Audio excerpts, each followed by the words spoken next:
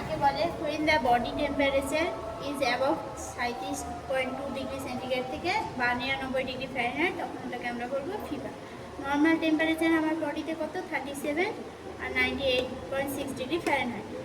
আর fever যদি 37.2 degree centigrade হয়ে যায় আর 99 ডিগ্রি ফারেনহাইট হয়ে যায়, তাহলে ওটা আমরা বলবো ফিভার।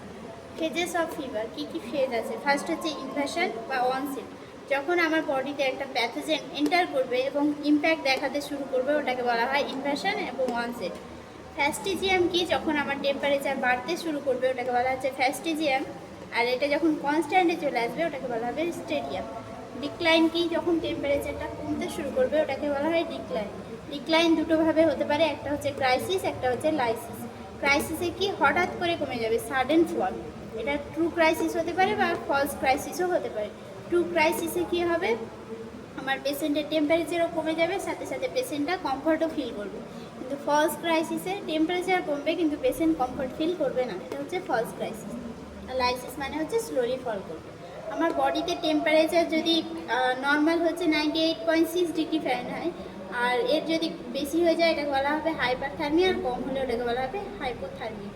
হাইপারথার্মিয়া, মাইল্ড হাইপারথার্মিয়া হচ্ছে 99 থেকে 100 ডিগ্রি ফারেনহাইট, মডারেট হচ্ছে 100 থেকে 103, সিভিয়ার হচ্ছে 103 থেকে 105 ডিগ্রি ফারেনহাইট।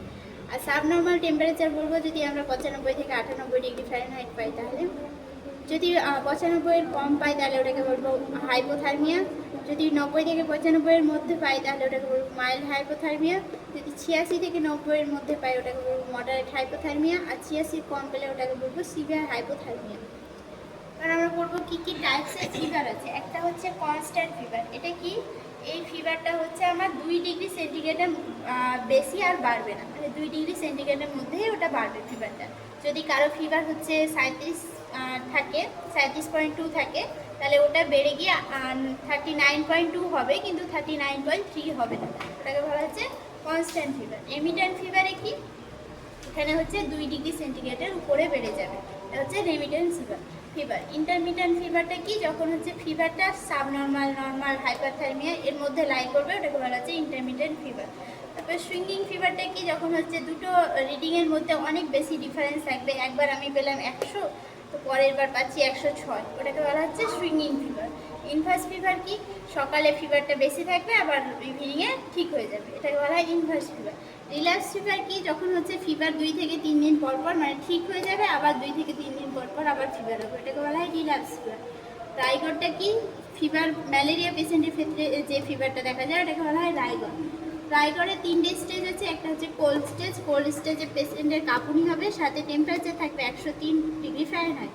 আর ওখানে আমাকে পেশেন্টকে কী প্রোভাইড করতে হবে? ব্ল্যাঙ্কেট আর হচ্ছে সাথে ওয়ার্ম ড্রিঙ্ক প্রোভাইড করবো।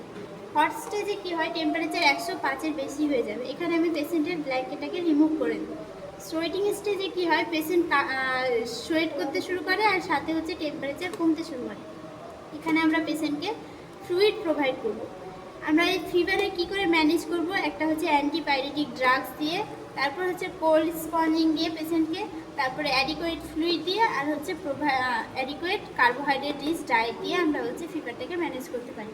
তো আজকে আমরা পড়লাম ফিভার কাকে বলে, phases of fever, normal body temperature, hyperthermia, hypothermia, types of fever, আর হচ্ছে ম্যানেজমেন্ট অফ ফিভার।